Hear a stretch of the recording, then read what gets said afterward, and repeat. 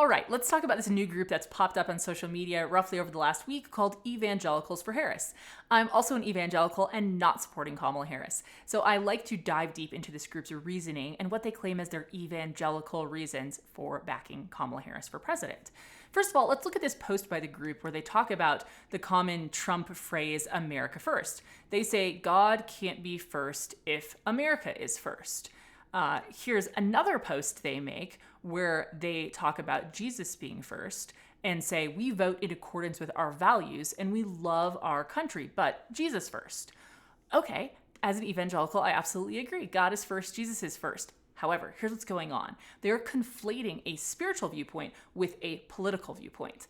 Should our spiritual viewpoints inform our political viewpoints, the policies we support, the values we hold dear, the candidates we vote for? Absolutely. But to conflate a viewpoint that is absolutely put out there as a political viewpoint, America First, pushed by Trump supporters, is not a religion. It is not something they're attempting to use to displace God. Instead, they're saying, in the realm of politics, America is the nation that needs to come first. There's no competition with God.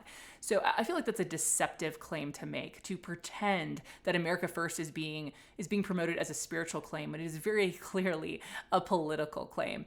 Incidentally, the people supporting Kamala Harris would be the first to tell you that they wouldn't agree with a theocracy, that they wouldn't agree with Christian nationalism.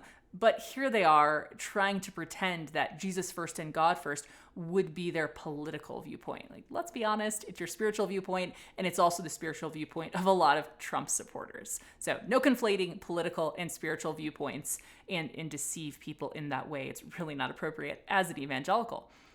Secondly, let's look at this picture of Kamala Harris, nice picture of her saying, bring back joy. They refer to a verse in the Psalms that says, joy comes with the morning.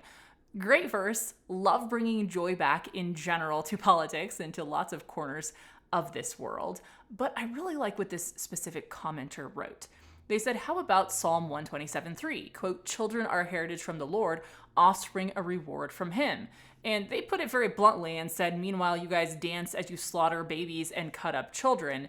Now, that's very strong language. What they're referring to, of course, is abortion, and then the promotion of transgender surgeries that cut body parts off of children to try and make them into a different gender, which, of course, I argue is not possible. But anyway, those are clear policies that Kamala Harris supports. She is the most extreme pro-abortion candidate in presidential history, and in fact is known for her work as Attorney General, sending investigators to the home of an undercover journalist who exposed Planned Parenthood on videotape. Not just aborting children, but selling their body parts after abortion. Just a couple weeks ago, the court unsealed those videos, and there's Planned Parenthood executives talking about finding legs and lungs and kidneys and selling them. Extremely troubling, and this is what Kamala Harris sent investigators into the journalist's home to snatch and seize those videos and prohibit them from being shown to the public. She takes campaign dollars from Planned Parenthood, who sells baby body parts, and she is extremely pro-abortion, makes a huge deal out of that.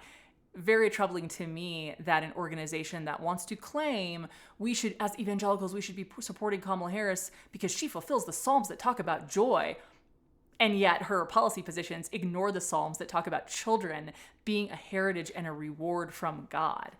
Those do not square. So don't quote a Psalm that she supposedly fulfills and ignore one that her policies absolutely trample all over.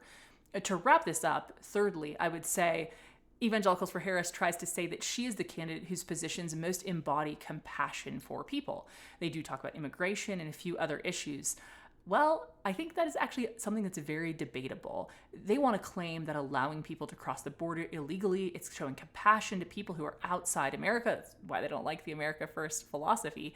But what they ignore is that if you do not secure our border, you are not showing compassion to all the American children who are being flooded with drugs at school, drugs that are crossing our border with drug traffickers, and so many other issues of human trafficking where people are being damaged because of the situation at our border. So you can argue about compassion on either side, but it's absolutely illegitimate to say that those who want to close our border are not also motivated by compassion.